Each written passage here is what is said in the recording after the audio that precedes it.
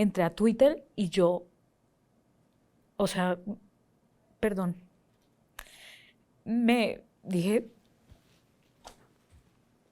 qué cantidad de odio, ¿sabes? Dije que no, ya no es una cosa personal porque sé que pues la mayoría de gente de Twitter ni me conoce, pero sí sentí que estuve a punto de cerrar Twitter, o sea, dije como, "Uf, este país está muy dividido".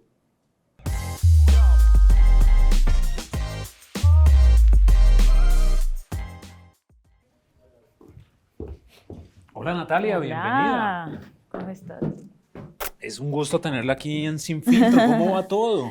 Pues muy bien, aquí contenta de estar por fin Qué sin gusto filtro. conocerla, Natalia. Habíamos intentado que estuviera con nosotros, pero bueno, por Lo fin. logramos, sí, es que he estado muy de un lado para el otro, pero bueno, acá estoy un ratico. Oye, Natalia, usted es una mujer muy joven. Eh, Ya no tanto. es muy joven, es una Sí, mujer sí, muy sí, joven, sí. pero ha hecho tantas cosas que ¿por dónde empezamos entonces? ¿Mm? Por donde quieras. Bueno, pues entonces vámonos a sus inicios. Porque sin duda, Natalia, mucha gente y muchos jóvenes la siguen a usted, han seguido su carrera, ha hecho usted películas en España, en Estados Unidos, acá por supuesto, ha estado en varias producciones, pero entonces usted empezó en Caracol, ¿fue así? A ver, digamos que yo realmente empecé a los 9 años haciendo teatro musical y es donde yo Clara Luna, siento ¿no? que, en Clara Luna, Ujú. y es donde yo siento que tuve la gran fortuna, porque en realidad yo siempre cuento que yo llegué a Clara Luna por error, porque en mi ¿Cómo colegio así por dijeron, error? este sábado hay clases de inglés, van a empezar a dar clases de inglés en el colegio, y a mí siempre me han gustado mucho los idiomas. Y yo siempre he sido un poquito hiperactiva y no me podía quedar quieta, entonces yo estaba en el coro, en las barras, en todo lo que hubiera en el colegio, danza, todo me metía. Entonces yo me apunté, listo, de una vengo el sábado a clase de inglés. Y llegué a la supuesta clase de inglés y no era una clase de inglés, sino una audición para esta compañía de teatro musical, para Clara Luna. Audicioné yo, ok, pasé y a los 9 años fui encontrando este camino que hoy en día recorro y que me siento muy afortunada de haber encontrado muy inocentemente, ¿no? En ese momento de la vida. Pero digamos que sí, ya hablando como de la carrera profesional en los medios, a los 16 años en Caracol hicieron un reality que era el primer reality que había en Colombia. O sea, yo ni entendía que era un reality. Y me fui, me paré, hice la cola, el Palacio de los Deportes, era Que estamos Popstars. hablando hace como 25 años, yo creo por ahí, tal vez un poquito 2002, más. sí, Ujú, yo tenía 16, sí, sí, estamos hablando del 2002. ujú. 23 años, Dios santo, si es que ya no estoy tan joven. Entonces fui, quedé, avancé en Popstars y ahí sí entré yo, digamos, un poco a los medios. Entonces después de Popstars empecé en Caracol a hacer televisión, a hacer unitarios, a hacer castings, a actuar aquí, allá, tal, y ahí empezó un poco la carrera en la televisión. Bueno, pero entonces déjeme meterme un poquito en su época de colegio, Natalia, porque usted nos lo acaba de decir, se regalaba todo. Entonces usted era muy amiguera, la cosa, tenía amigos incluso más grandes que usted.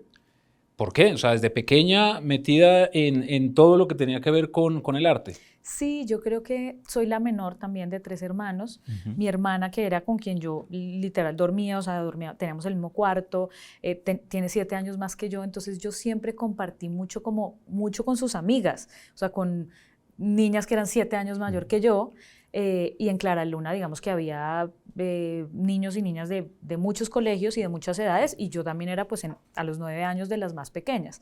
Entonces sí siento que siempre he estado en un mundo como más O adulto. sea, usted era la niña grande. Era la niña grande, pero pues creo que eso me permitió también pues como aprender, ¿no? Aprender muy rápido muchas cosas. ¿Usted se graduó de comunicación social? Yo me gradué de comunicación social, yo terminé el colegio y empecé en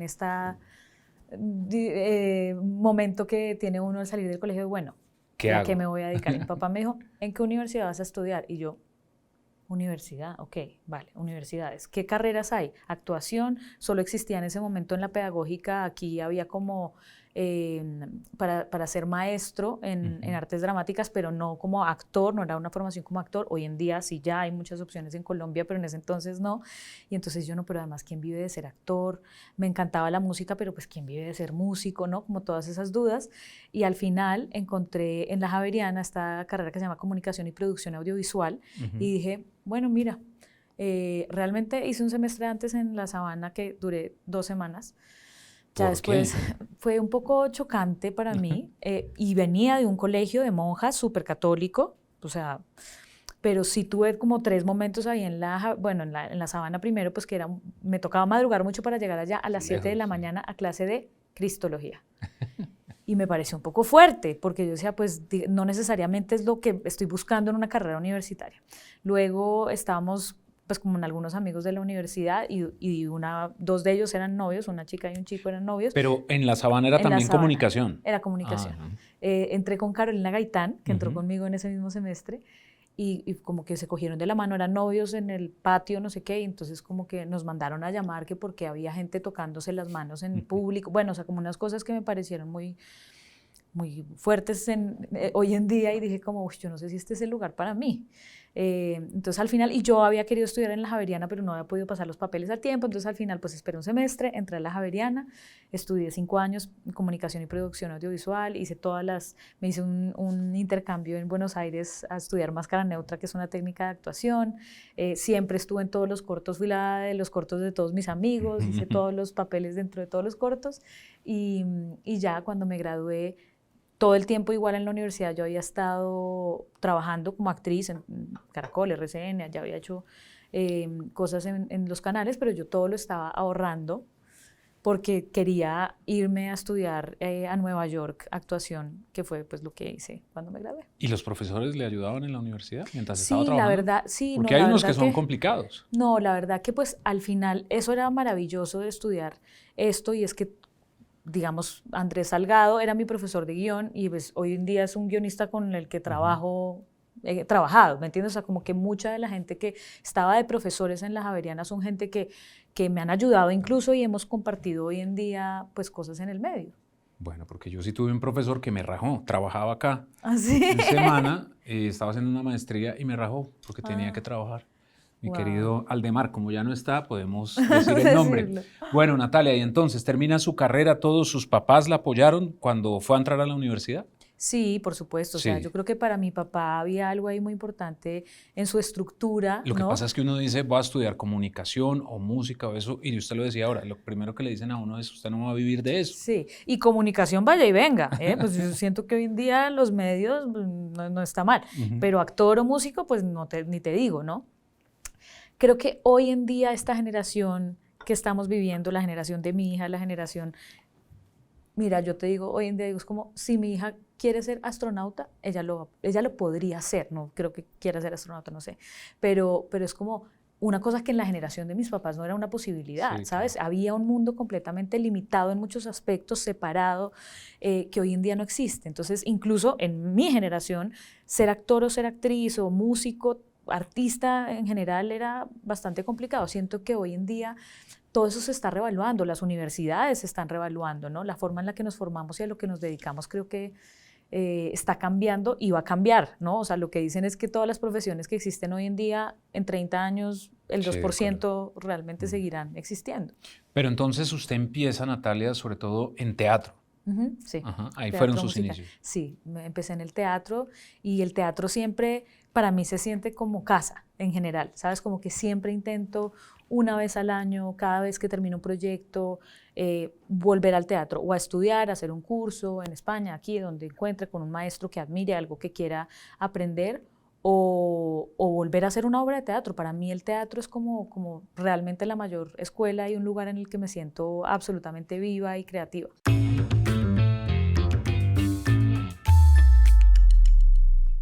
¿Y qué opina Natalia sobre algunos de sus colegas? Hay gente que tiene talento, pero no tiene una formación. ¿Qué opina de que los actores colombianos no se formen? Que tengan esa preocupación que usted siempre ha tenido por tener una formación constante. Yo creo que ahí hay varios temas. Hay uno que es el tema de los actores no profesionales, actores naturales le han llamado, y es como que hubo y hay todavía una tendencia muy fuerte en el cine, que es algo que yo desde la academia como que generé muchas discusiones al respecto, y era que claro, los directores querían verdad, realidad, crudeza, ver la problemática del país o de X personaje o de X región, y entonces, claro, iban y conseguían actores naturales, personas que no estaban formadas profesionalmente, y salían en sus películas. Y la verdad que, a ver, Víctor Gaviria es un maestro de nuestro cine, alguien a quien yo admiro totalmente y admiro su forma de hacer cine, y él ha hecho toda la vida el cine así, y él lo dice, y él dice, la verdad es que yo lo hice así porque es que yo no sé dirigir actores, o sea, yo no, ¿me entiendes? Mi forma es que él se sienta a tomar guaro con ellos y los hace actuar, de verdad, porque pues, no los hace actuar, los hace ser lo que son sin pena frente a una cámara, ¿no? Entonces, digamos que eso ha pasado mucho, y yo, digamos que contra cualquier intención artística que tenga un director, algún documentalista, pues digamos que pues, no puedo ir en contra de algo que es tan personal. Como una visión artística, pero sí sentía que había ahí algo muy grave, y era qué pasaba con esas personas que de repente alcanzaban reconocimiento, fama o ilusión, ¿sabes? De, ay, me volví actor, y era como, perfecto que eso te pueda pasar, pero si quieres seguir en la actuación, si quieres poder interpretar personajes y tener las herramientas, digo yo, emocionales para poder manejar no solo las emociones frente a una cámara, llora, ríe, pues, que eso hay gente que lo puede hacer más o menos fácil, sino emocionalmente lo que es la carrera de un actor para nosotros como seres humanos, el estar todo el tiempo frente a tanto rechazo, ¿no? Yo siento que la carrera del actor realmente lo que la gente ve son los festivales, los premios, ¿no? La alfombra roja, pero yo digo, la carrera del actor es la carrera del no. O sea, nosotros hacemos castings todos los días no todos los días, pero muy frecuentemente, y es no, no, no, no. Y yo digo siempre, la gente cree que la vida de nosotros es un sí, y nuestra vida es 99 no y un sí, ¿no? Pero después de todo este tiempo, la trayectoria que usted ¿tiene que presentar todavía los castings? 100%, no siempre, es verdad, o sea, Ya hay una ya trayectoria, hay hay una un trayectoria, reconocimiento. y hay directores que ya han visto mi trabajo o productores que saben ya lo que yo sé hacer. Pero, por ejemplo, en Estados Unidos, si bien me han hecho propuestas, o sea, he tenido propuestas de, mira, queremos que hagas este proyecto tú, que te llaman y te lo dan, por supuesto. Yo sigo al día de hoy, por supuesto, haciendo castings, o sea, me mandan, mira, están buscando este personaje, este otro, este tal, manda el video, incluso en Colombia, en Latinoamérica, en España, o sea, por supuesto que sigo casteando, y lo que te digo, la proporción de la cantidad de audiciones o de proyectos que quisiera hacer versus los que realmente consigo hacer es muy diferente. ¿Y hay personajes o hay historias a las que usted le haya dicho que no? Sí, Porque no le sí. guste lo que... Sí, sí, y eso ha sido una gran lección en mi vida. Creo que además es algo que tenemos culturalmente los colombianos, los latinoamericanos, pero muy en Colombia, y es que nos cuesta mucho decir que no. A mí me cuesta mucho decir que no. Esa ha sido una de las grandes tareas de mi vida, porque siempre me da pena, ay no, pero no. Y he aprendido a decir, no, esto fue maravilloso, porque precisamente ya hace unos años, cuando yo era novia de Andrés Parra, o sea, muchos años, llevo 15 con mi esposo, o sea, imagínense, me ofrecieron una película, y era cine, que yo siempre he querido, he soñado con hacer cine, vivir del cine era mi sueño, y hoy en día lo puedo hacer y yo no me lo puedo creer. Y yo dije, cine, qué rico hacer cine, pero no este tipo de cine. No sé, esto no, pues no es el tipo de historias que yo quiero contar en el cine, me parece. Y me quedé toda la noche y dije, pero es una oportunidad, de alguna manera, era una gran productora, me aseguraban de alguna manera como seguir trabajando con ellos, o sea, era como abrir una puerta importante. Y yo toda la noche estuve así, bueno, me desvelé, y en un momento entré a YouTube, y eso que te salen videos, además muy random, y me apareció un video de Pavarotti.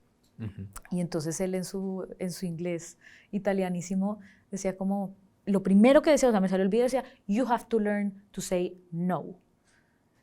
Y él empezaba a decir que él había hecho su carrera a punta de nos, o sea, de decir no a lo que él sentía que no quería hacer, y eso es un lujo realmente, es un privilegio poder decir que no cuando uno de pronto no tiene la oportunidad.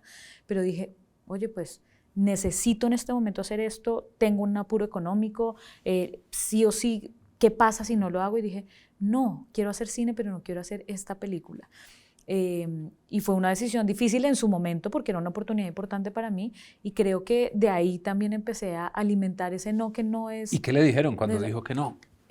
no, pero ¿cómo así? Pero ¿por qué? Si además ¿Cómo le vas a estamos diciendo aprovechar que esta sí. oportunidad? Pero Tal? no, lo entendió mi manager, además en ese momento que creo que era lo más importante, y era que la persona que trabaja contigo y te representa y está ayudándote con tu carrera, respetara y entendiera cuál era mi sueño, ¿no? Qué era lo que yo realmente quería hacer, y me dijo, ok, no, está bien, o sea, vale, vamos. Y ya, pues pasó y dije, pues y ojalá no me odien porque pues, y pues creo que no me odiaron. Yo después ¿Pensó que se volví le iban a a... cerrar las puertas, por ejemplo? Sí, Ujú.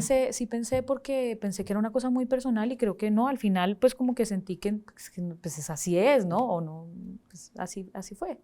Y he vuelto a trabajar allá y no ha habido ningún problema.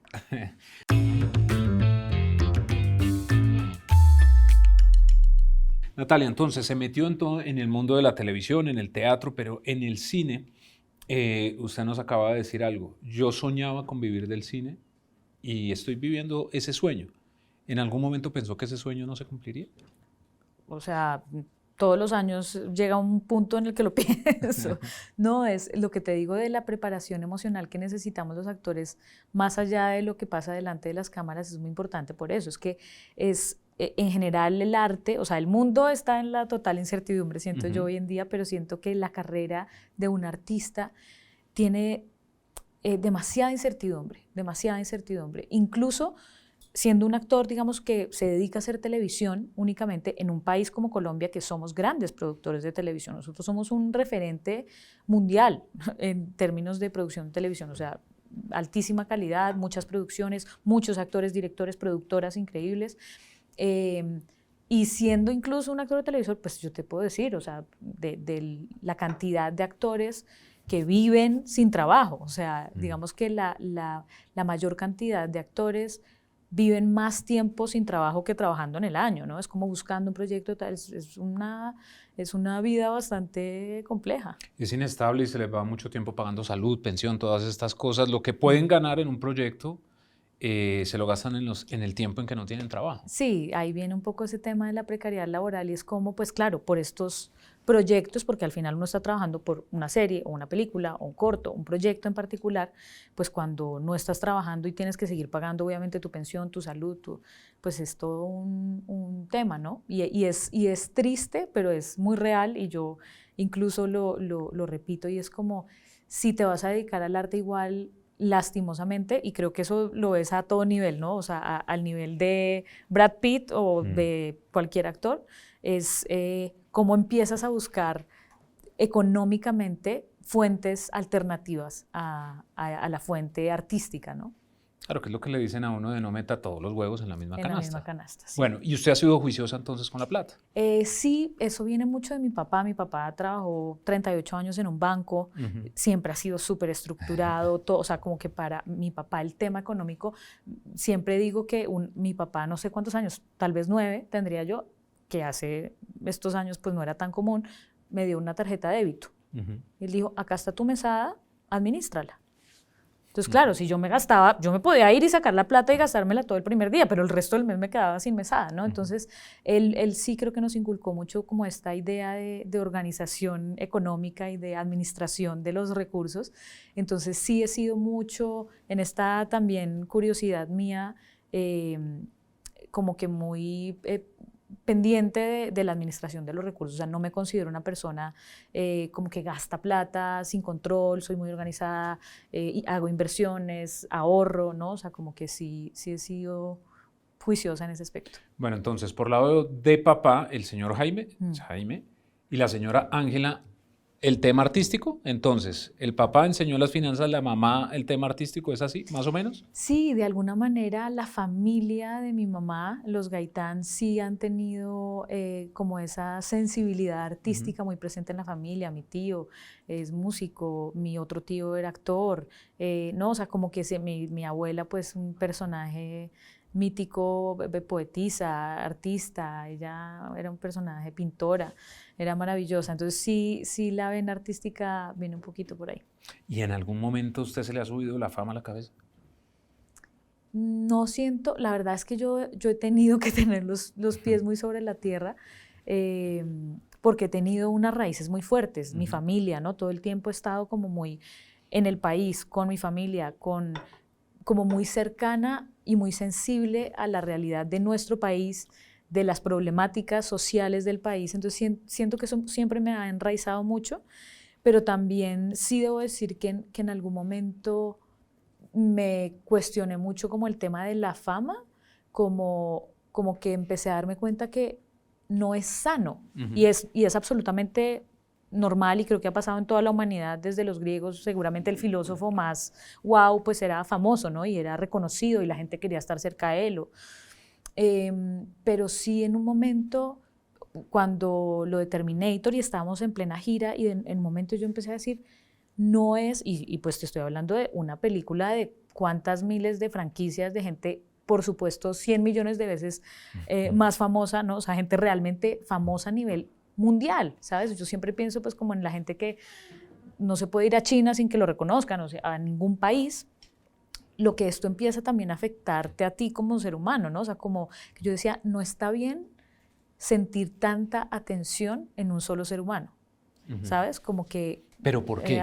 ¿Qué estaba pasando en ese momento? En ese momento estábamos de gira con Terminator y literal tenía una agenda, o sea, estaba en una gira mundial en la que hoy estamos en México, mañana en Los Ángeles, el día siguiente en Nueva York, luego Londres, estábamos en España, luego Japón, China, Corea, o sea, un día otro. Entonces, claro, y cada día era 30 entrevistas, un estudio, y entraba el siguiente, el siguiente, el siguiente, el siguiente, en otro idioma, con información, o sea, que ya mi cerebro a las 12 horas ya se estaba tostando. Pero aparte de eso, había una cosa muy bonita y natural, y era que obviamente en Colombia amigos, familiares, periodistas, ¿no? Me estaban llamando, oye, ¿y qué tal? Y no sé qué, quiero saber esto o lo que sea.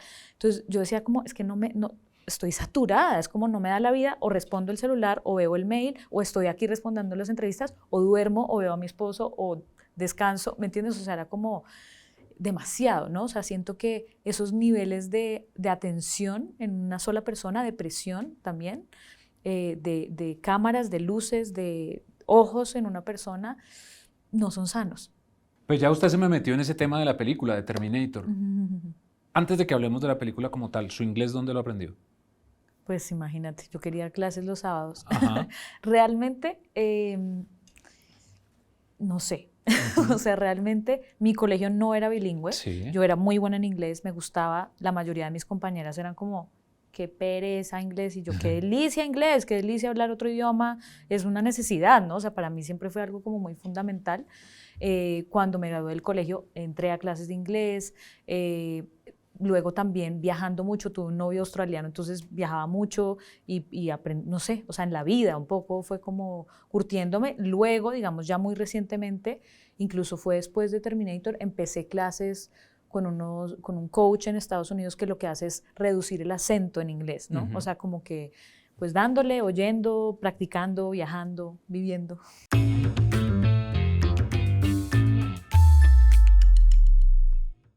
Bueno, y entonces, ¿cómo llega esa película a Terminator? ¿Cómo llega esa película? Llega como nos llegan las cosas a los actores. Mi manager, María Clara López, oye, están haciendo un casting para una película gringa sin título. Cuando son películas muy grandes, normalmente no revelan cuál es, sino que dicen una película sin título. Están buscando una actriz latina. Ya han buscado en España, en México, no sé qué, ahora abrieron como la puerta a Latinoamérica, al resto de países, entonces están viendo actrices. Mandé la escena, yo la hice. Yo estaba en Cartagena, en Tierra Bomba, en Fénix, donde vivíamos en ese momento con mi esposo, entonces yo pues la hice en una pared no tan chévere, con no tan buena luz. Allá tenemos muchos perros, entonces esto era el perro ladrando. O sea, realmente yo siento que no fue me encantaría encontrar ese video, pero yo no sé si ya lo tengo. Me pareció no una gran audición, pero realmente pues uno dice, pues tengo que cumplirle a mi manager y que lo mande y tal, pero pues eso, como todos los castings que uno hace, uno dice, yo lo mando, pero pues... O sea, no creía que iba a pasar no, algo. porque es que te digo, nuestra tarea es hacer los castings, y pues ya, si tú te quedas pendiente de cada casting que mandas, sufres. Entonces yo lo mandé, chao, se me olvidó. Y como al mes, o sea, pasó un buen tiempo y me dijeron, oye, les gustó, quieren que te reúnas con el director, como un Zoom, un tal, perfecto. me reuní con el director y cuando ya me dieron el nombre del director, Tim Miller, que hoy en día es un gran amigo, él acababa de hacer Deadpool, una película como de superhéroe que le había ido súper bien. Y yo, pues tiene que ser una película grande, es un director importante, nos conocimos, nos caímos súper bien, nos morimos de la risa. Y bueno, luego otra escena, luego me llamaron y me dijeron que si podía ir a Los Ángeles, que quedaban 5 chicas como preseleccionadas y que estaban entre las 5 que si podía ir a Los Ángeles. Yo, por supuesto, me fui para ¿Todas Los latinas? Ángeles. Sí, Sí, todas sí. eran latinas, sí. Creo que había otra colombiana. Fui a Los Ángeles, hice ese callback. Cuando llegué a esa audición, me abrió la puerta una señora guapísima y yo la vi, como que, y ella, siéntate, no sé qué quieres, agua, súper querida. Cuando salió el director del estudio donde estaban, me dice, ¿ya conociste a Linda Hamilton?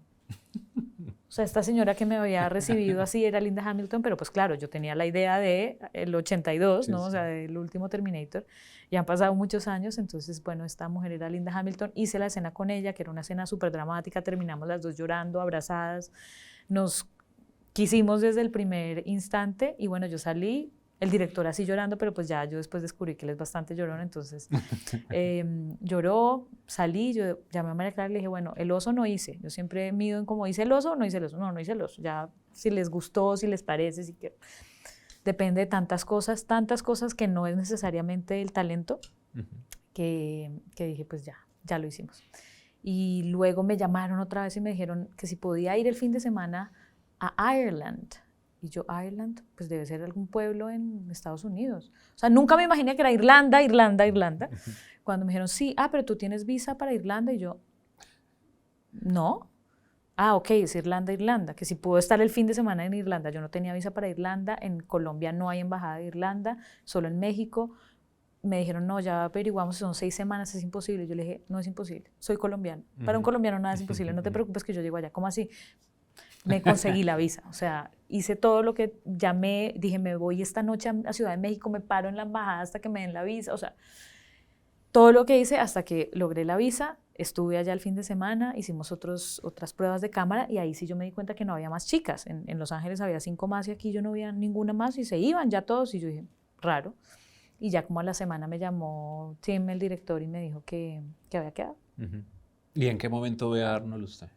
A Arnold lo vi por primera vez en España. Rodamos esta película entre España y Hungría. Y yo creo que estábamos en pruebas todavía de cámaras y cosas. Y yo tuve un mes de rodaje nocturno bajo el agua. Para un pedazo de la película que ustedes ven y dura 10 segundos, yo estuve un mes bajo el agua, que fue intensísimo porque era rodaje nocturno, de 6 de la tarde a 6 de la mañana, bajo el agua, con un tanque con frío en Budapest, o sea, fue muy duro. Y estábamos haciendo pruebas en un tanque en España, y llegó él, acaba de llegar pues como a unirse ya a la película, nosotros ya habíamos hecho algunas cosas, y entonces como que llegó Arnold, como que va a saludarte, entonces yo estaba como en este tanque llenado de agua, y yo como, ¡ay! Bueno, y como que nos conocimos, ya después salí, lo saludé bien, y pues bueno, ahí empezó no solo todo el rodaje, sino toda esta gira que te digo que pues fue muy intensa alrededor del mundo.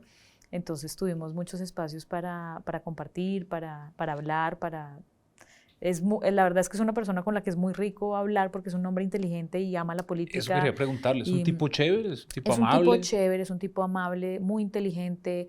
Hablamos mucho del medio ambiente porque él también pues tiene como su activista climático por dentro, pero también vi en él muy presente como una vieja guardia de la industria, ¿no? O sea, es como que estas personas a las que todavía en un set se les permite fumar.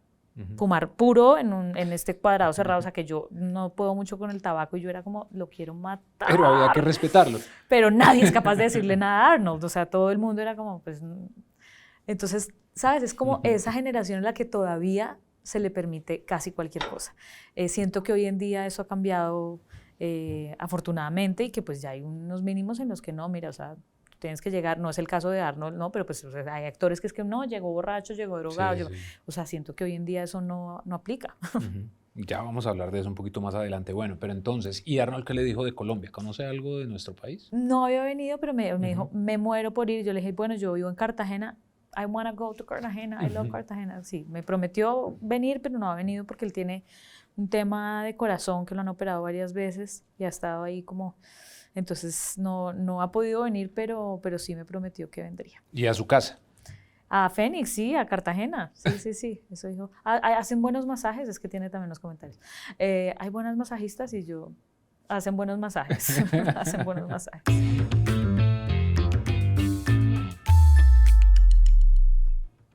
Muchos actores, muchas actrices pueden tener ese sueño, Natalia. Es muy difícil llegar. Eh, no, No. no creo. O sea, sí, no. Ahora, porque hay algo Todo cierto, ¿no? parece que Puede sonar cliché, pero lo que es para uno es para uno. Con todo lo 100%, que usted sí, o nos está sea, es, contando, todo estaba lo de la visa, todo se iba marcando para que fuera para sí, usted. sí, exacto. Todo es perfecto y se da como tiene que ser y cada uno tiene, digamos, su camino, pero al final lo que yo digo es como es una combinación de tantos factores, ¿sí Ujú. entiendes? No era solo que yo hablara inglés, no era solo que yo me hubiera formado como actriz. Mira, una cosa muy importante, la estatura tiene mucho que ver en el cine. Ujú. Para todos los castings, lo primero que yo tengo que decir, soy Natalia Reyes, mido tanto, 5'2" Ah, en sí. inches. Para la cámara de cine es muy importante la altura porque tú tienes que tener un plano cerrado y si tu protagonista hombre mide 2 metros y Ujú. yo mido 1,5 metros, pues no quedamos bien en el mismo plano, Ujú. ¿sabes? Entonces, la altura es un factor importante en el cine, no por guapa, menos guapa, alto o bajito, sino porque los actores que están teniendo escenas juntos tengan una altura similar. Y si tu actor es Tom Cruise, pues no puedes medir 2 metros, ¿sí entiendes? Entonces, hay tantos factores que la suerte, yo digo, también hay un factor de suerte. Estuvo en el Sí, momento claro. indicado, le caí bien al director, le gustó mi acento, lo que fuera, ¿sabes? O sea, fue como... pero al final siento que lo que te digo, hoy en día sobre todo siento que el mundo se ha conectado de una manera en la que ya no hay esas barreras que yo te digo, sí, en los años 80, un actor colombiano que soñara con estar en una película de Hollywood, difícil. Tenías Ujú. que mandar tu casting en VHS a Ujú. Los Ángeles. Ujú. Y ni siquiera, tenías que estar allá. Y tenías que estar haciendo 1000 cosas para poder sobrevivir allá y poder mandar tus audiciones, ¿no? Entonces siento que el mundo ha cambiado mucho y que hoy en día que el mundo necesita ver también diversidad en la pantalla y que Hollywood mismo dice, pero perdón, o sea, somos un país que tiene una población latina enorme, pues tenemos que Ujú. tener una representación latina, asiática, negra, ¿no? O sea, es como que es un momento en el que sí siento que hay oportunidades y que cada vez es menos complicado. ¿Por la estatura le han dicho que no? Seguramente, o Ujú. sea, yo Pero nunca, no nunca le me han han dicho el dicho, por qué. no me han dicho por Ujú. qué. Siempre cuento una anécdota de una diseñadora que además me parece increíble, una diseñadora colombiana maravillosa, que fue justo antes de Terminator, cuando yo me iba a Cannes, como que le dije, ay, pues como que le mandé decir a través de una persona como que quería que me vistiera para ir a Cannes a la premier de Pájaros de Verano y no me mandó a decir porque no lo dijo, sino que le dijo a la persona como, ella es muy bajita, ella no luce bien mis vestidos. Ujú. Pero en términos de cine y de televisión, la verdad es que seguramente cuando yo he mandado esos castings y he dicho, mido esto, dicen, esto no va con eso. O sea, seguramente muchas veces no he quedado por eso, pero no me he enterado. Ujú. Pero claramente es un factor en el cine. Y la diseñadora que dijo esto, ¿ella sabe que usted sabe? No sé, no sé, la sigo admirando porque me parece una gran diseñadora, y entiendo, ¿no? Ujú. También, pues si tú eres un diseñador y quieres que tus vestidos se vean en determinados cuerpos, lo entiendo. Pero, pero pues sí me pareció como una lástima.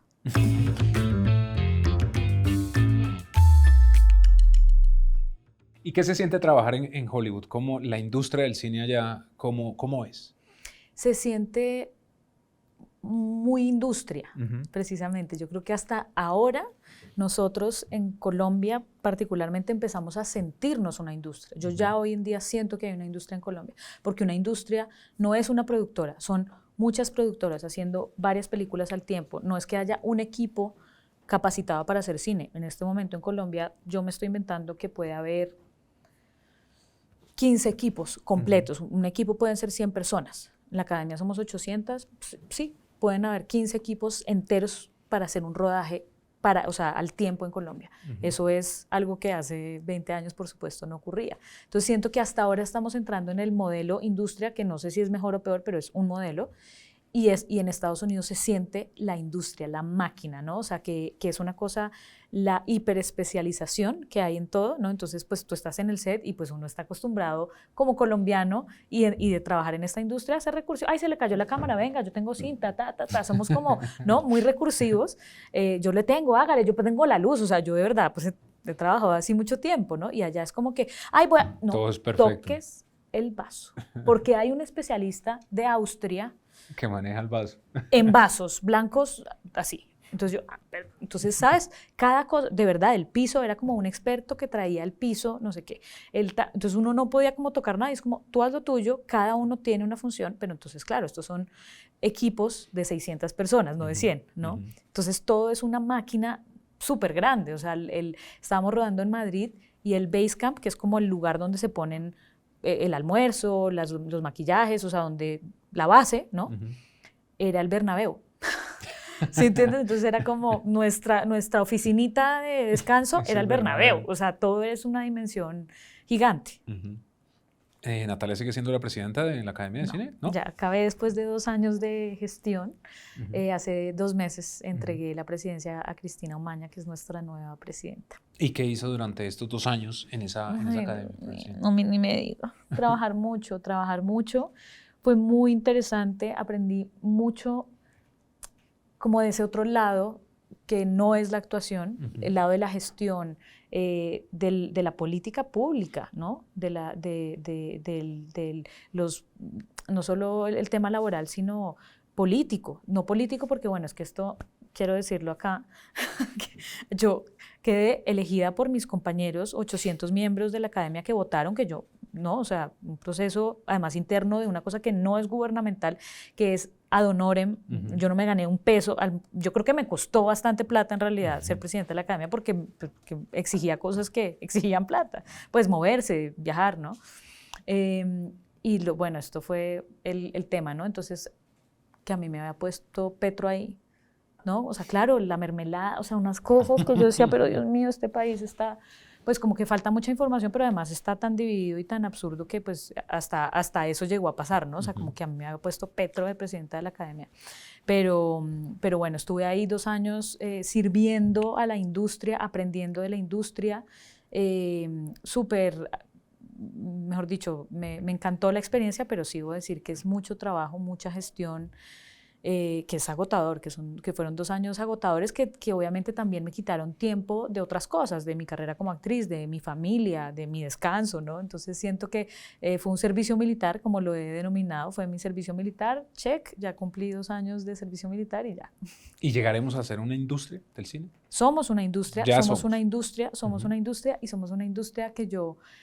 También por eso, digamos que quise ser presidenta de la academia porque siempre me he sentido como una gran embajadora de Colombia y muy apasionada y muy orgullosa de lo que hemos logrado en Colombia como industria. O sea, siempre digo, la ley de cine hace 25 años cambió radicalmente el panorama. Hoy en día, una persona que sueña, yo quiero ser camarógrafo, yo quiero ser director de fotografía, yo quiero ser actriz, te digo, sí. Tienes una industria que te respalda, hay una industria que te recibe, que te va a dar empleo, que te vas a formar, que te vas a codear con gente de todos lados del mundo y estamos haciendo producciones, no solo el número de producciones, sino producciones de un nivel altísimo a nivel internacional y somos un referente. O sea, te digo que en este momento en el mundo hay pocos países que estén produciendo tanto como Colombia en el mundo.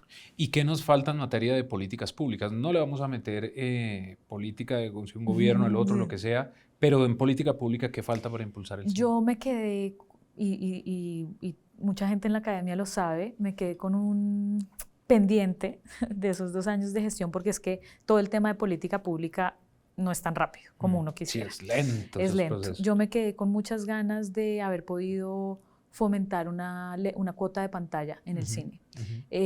Todos los países que conocemos con una industria nacional de cine fuerte la tienen. Francia, enorme, México, Argentina, España, tienen cuota de pantalla y esto es una cosa simbólica porque realmente dicen que la cuota de pantalla en el cine sea del 10%. En Colombia el año pasado recibimos 60 películas colombianas a los premios Macondo, 60 películas. O sea, si tú me dices que no hay cine en el país, no, yo te digo 60 películas, pero no tenían dónde proyectarse, no había quien las viera. O sea, ¿tú cuántas películas colombianas tuviste el año pasado? ¿60? No, Sí, claro. 2 tal vez, ¿sabes? Entonces lo que necesitamos es poder tener dónde verlas y para eso siento que tiene que haber política pública porque digamos que por voluntad de los exhibidores no va a pasar, no ha pasado y eso ha sido pues una realidad económica, ¿no? Pero creo que tiene que ser una ley, que haya un porcentaje, el año pasado en Colombia se vio el 1% de las salas de cine vio cine nacional, o sea, proyectó cine nacional. En Francia la cuota es altísima, en México es del 10%, yo digo que si nos diéramos la pela de una ley que tuviera una cuota de pantalla del 5%, ya estaríamos quintuplicando la visibilidad del cine colombiano.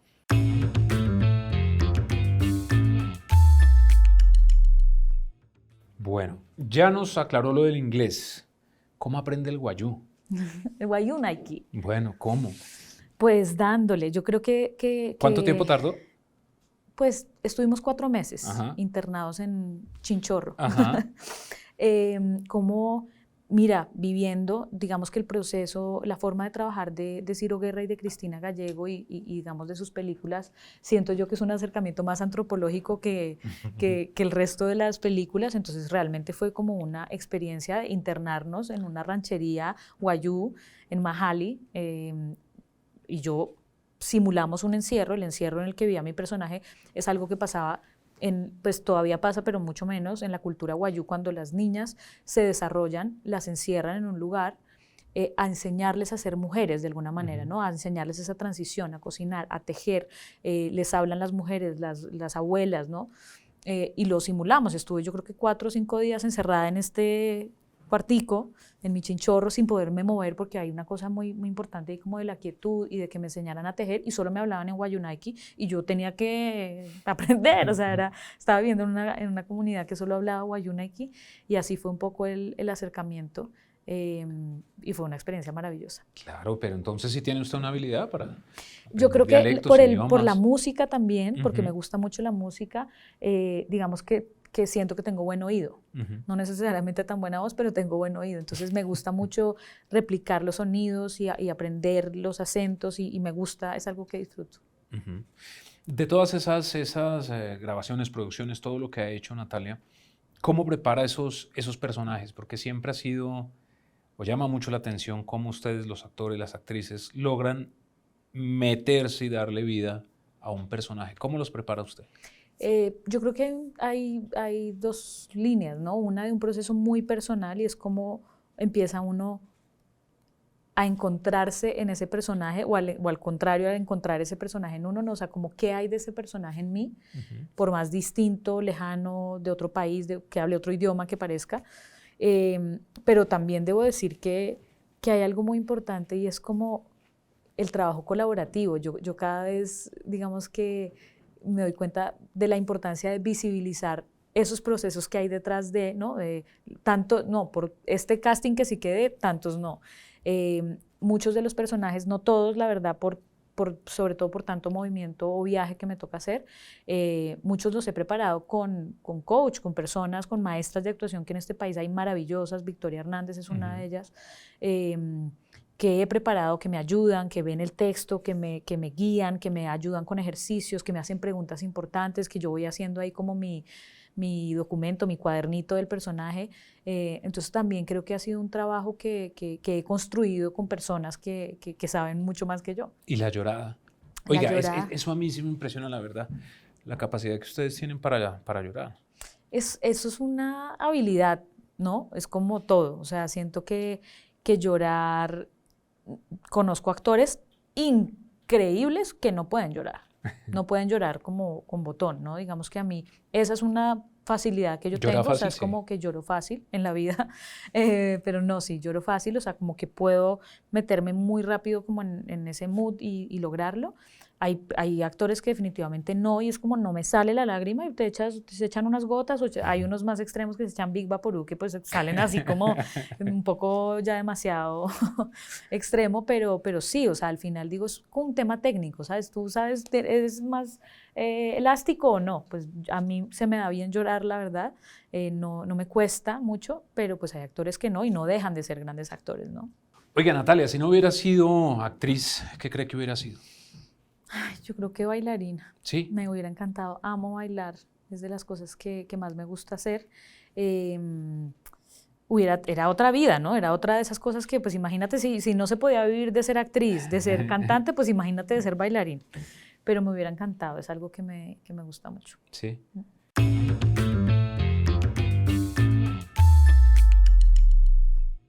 Y en medio de todo esto que ha ocurrido en toda su vida, corta pero intensa, ¿cuál ha sido la decisión más difícil que ha tenido que tomar? La decisión más difícil, wow. ¿Qué te digo yo? Digamos que no fue difícil, pero fue transformadora.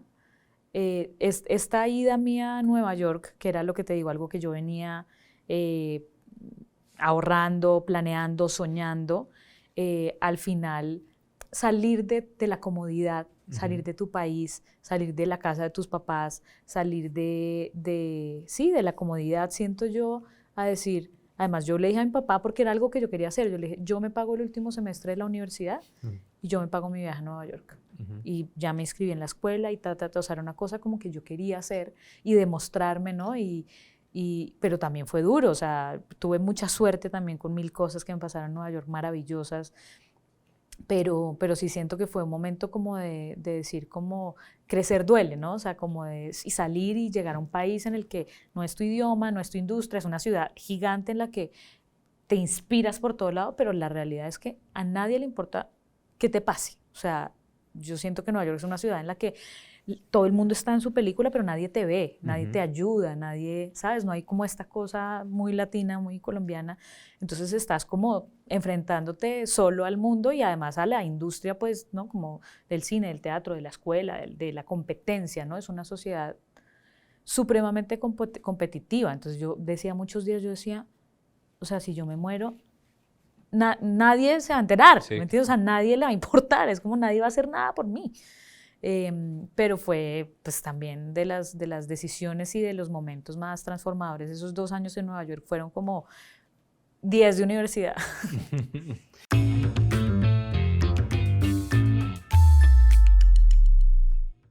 ¿Qué opina de las redes sociales? Ay, tengo, como diría Alejandro Sanz, el corazón partido. Tengo una contradicción en este momento en mi corazón con las redes sociales. Siento que por un lado son un canal absolutamente inevitable, Sí, claro. real. Yo Innecesario, siento pues, que, ¿no? Y que hay una cosa bonita ahí también de comunidad. Yo siento que, oye, que tengo una gente que me sigue, que me apoya, que me comunico, que me alimenta en las redes sociales, que me da contenido de valor, o sea, sabes, como que agradezco mucho también tener esa ventana que no es la Natalia Reyes, presidenta de la academia, que no es la actriz que tú ves en televisión, claro, y es Lady, o es Dani la de Terminator, no, es Natalia Reyes. O sea, ese canal es muy valioso, ese contacto directo con el público es maravilloso. Pero por otro lado, es un lugar que se ha vuelto, o sea, de verdad, antier, voy a llorar y todo, entré a Twitter, cometí el error yo no he podido decirle X, entré a Twitter y yo, o sea, perdón, me dije, qué cantidad de odio, ¿sabes? Dije que no, ya no es una cosa personal porque sé que pues la mayoría de gente de Twitter ni me conoce. Pero sí sentí que estuve a punto de cerrar Twitter, o sea, dije como, este país está muy dividido.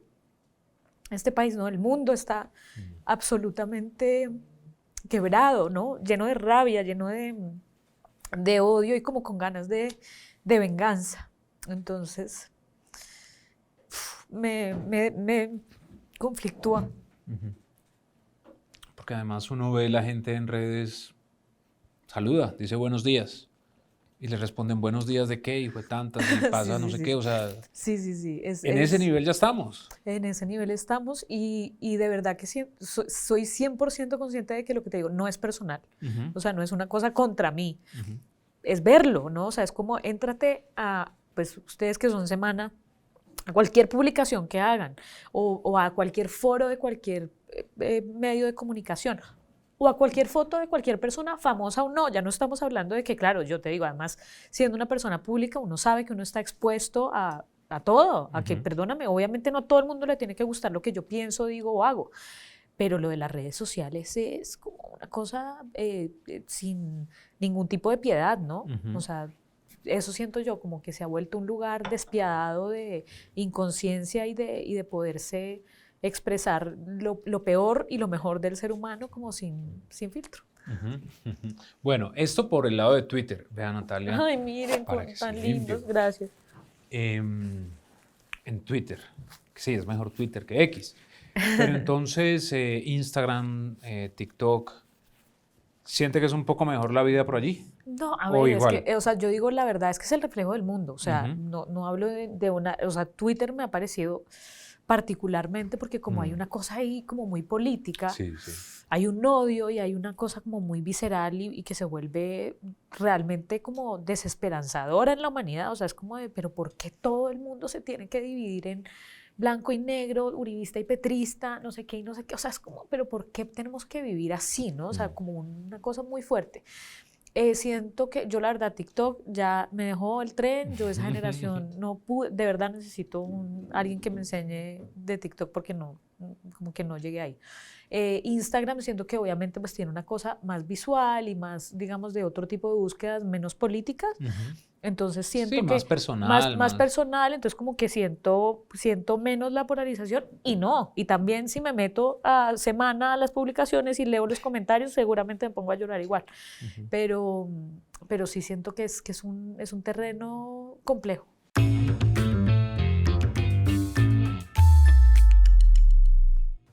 Bueno, pues hablemos de cosas más amables entonces, Natalia. Por favor. ¿Cómo le ha ido como mamá? Pues muy bien. Es que yo no sé si eso se pueda medir así, pero pues sí ha sido la experiencia más maravillosa, el papel más difícil, digo yo, que haya interpretado. O sea, es una cosa que yo digo, mira, te estaba diciendo a nivel profesional, ese mes bajo el agua rodando de noche, creo que ha sido de los momentos más duros de mi profesión, como decir, de verdad, o sea, mi trabajo es esto. Dios mío, es que me voy a morir ahogada, porque yo decía, me estoy quedando dormida bajo el agua, o sea, era una cosa, pero a nivel vital, yo creo que no hay nada más duro físicamente. O sea, la sensación que yo tenía después del parto, yo decía, o sea, estaba viendo a mi bebé que estaba sana, ¿no? O sea, totalmente feliz en mi corazón, pero yo me miraba al espejo y yo decía, es como si me hubiera pasado un camión por encima, de verdad. La sensación era de el accidente más grave que había tenido. O sea, ese es el accidente más grave que yo tenía en mi vida, ¿no? O sea, la sensación era de, por favor. Entonces, nada, yo creo que ha sido algo que he transitado con toda la alegría y el amor incondicional que te enseña un hijo y toda la sorpresa y toda la belleza que es todos los días verla. ¿Cuánto tiene Isla? Va a cumplir 4. Va a cumplir 4 años. Sí, es lo más bello, Oiga, pero también dicen los pediatras, yo no sé si sea verdad, y se lo pregunto porque yo tengo un hijo de 19 meses. Dice un pediatra, los niños cuando tienen 2 años es el momento en que los padres quieren regalarlos. ¿Es así? ¿10 años? 2. No, hay cositas, no, sí es pues duro, o sea, sí vamos a decir que dicen que es la adolescencia de la primera infancia, ¿no? O sea, si hay un momento que yo decía, está chino, pero es que, porque ¿no? Se obsesionan con una idea o con una cosa y es el berrinche por el berrinche y el llorar y el no querer nada. O sea, yo debo decir que Isla, de verdad, es una niña que ha crecido en tanto movimiento, que la adaptación que tiene ella todo es increíble. O sea, ella, o sea, a lo que sea, o sea, ella es increíble. Y siento que las niñas también, esto es una generalidad, pero en mi observación del mundo de los niños, las niñas son mucho más tranquilas físicamente que los niños. Los niños tienen una cosa como muy física, muy particular.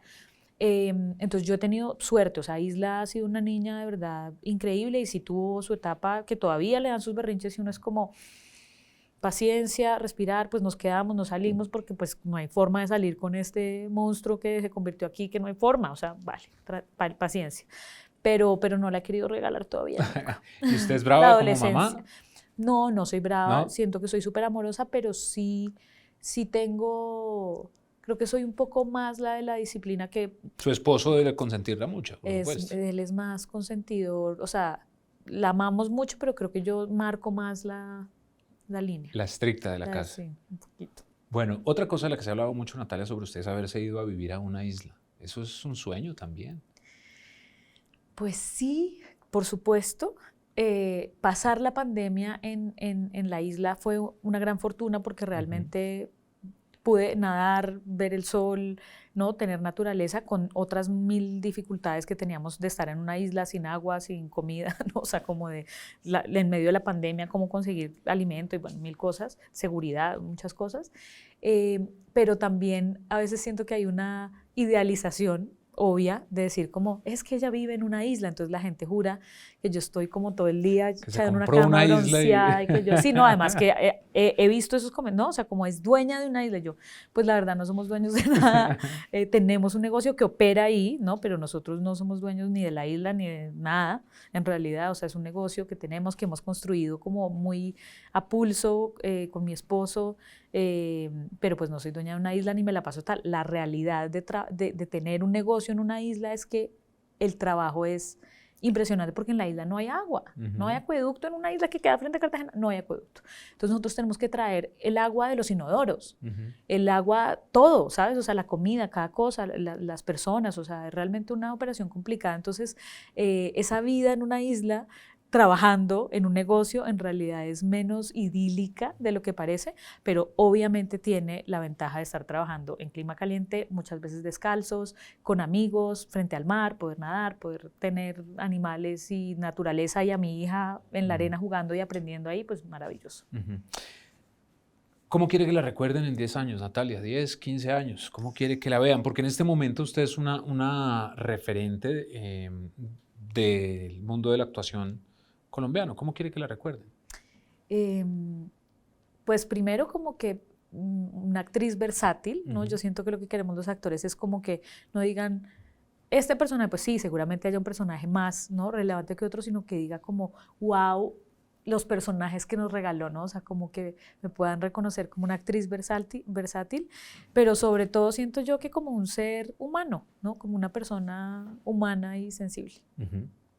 Y también, ¿qué viene para usted? Porque vi que hay una serie, déjeme, Palacio. ¿Cuándo se estrena esa serie? Próximo año. Que es sí, sobre viene, la toma del Palacio de Justicia. Sí, vienen muchas producciones, creo que ha sido un año increíble. El año pasado hice 2 películas que estrenamos ahorita a final de mes en el Festival de Cine de Venecia, una. En Toronto, esa y otra película que también es sobre el Palacio de Justicia. El próximo año esta serie, una serie para Amazon de superhéroes y esta serie sobre la toma del Palacio de Justicia para Netflix. Así que bueno, nada, me van a ver mucho por ahí y la verdad que todo está increíble. Estoy muy feliz de estar en Colombia, de estar rodando una serie de un momento tan importante de nuestra historia y pues también con esta calidad y nivel de investigación y de seriedad como con la que se ha hecho. Trabajo hay bastante entonces. Sí. ¿Y su esposo siempre está acompañándola? Sí, o sea, acá digamos en Colombia, cuando estamos acá, él sí está muy en la isla paradisíaca, no bronceándose, trabajando y acá estamos de aquí para allá, ¿no? Bogotá, Cartagena, nos movemos, pero estamos mucho, él es español, entonces pasamos también mucho tiempo en España. ¿Qué sueño le falta por cumplir? ¿Qué quisiera cumplir? Ay, me falta, como no pude ser bailarina, quiero ser una película en la que baile, pero de verdad, o sea, como hacer es que eso es difícil porque esas películas a veces salen como raras, pero me encantaría ser un personaje de bailarina. Pues Natalia, le agradezco por haber estado acá en Sin Filtro, quedan muchos temas, nos quedan por fuera porque podríamos hablar de muchas cosas más, de mucho lo que ha pasado en su carrera. Pero quiero pedirle un favor, que le hable a los jóvenes, porque sabemos que muchos jóvenes la siguen a usted, que les envíe un mensaje. Muchos quieren ser actrices, quieren estar en el mundo artístico y usted sabe que muchas veces les truncan esos sueños por cosas como las de eso no se vive, eso no es posible, estudie algo serio. Entonces, hábleles para despedirse. ¿Aquí? Sí. Bueno, yo la verdad que diría que mi mayor consejo a todas las personas jóvenes que sueñan con el arte, con la actuación, con la música, con la danza, es que encuentren su pasión. Yo siento que en la medida en que uno encuentra lo que lo apasiona, ¿no? Así sea, quiero ser astronauta, por imposible, lejano, absurdo que parezca, en la medida en que uno se levanta y está un mes bajo el agua, actuando de noche, porque es lo que le apasiona, no te duele, ¿sabes? Sí, te cansas, ¿sabes? Eso es un trabajo, pero siento que cuando uno encuentra la pasión, y si ustedes encuentran su pasión en el arte o en lo que sea que lo encuentren, sigan esa pasión, así parezca, ¿no? Que eso no da plata, que eso no... Es como que yo siento que cuando a uno le pasa, cuando alguien es bueno en algo, es porque le apasiona, porque disfruta de hacerlo, porque lo hace con gusto, porque lo hace con una sonrisa, y a esa gente siempre le va bien. Entonces yo digo, algo que parecía absurdo cuando yo era niña, vivir del cine, pues hoy vivo de hacer cine, y vivo de hacer cine porque es algo que me apasiona y que seguí con mucho miedo, pero seguí ese instinto y siento que en la medida que ustedes también lo hagan, lo van a lograr.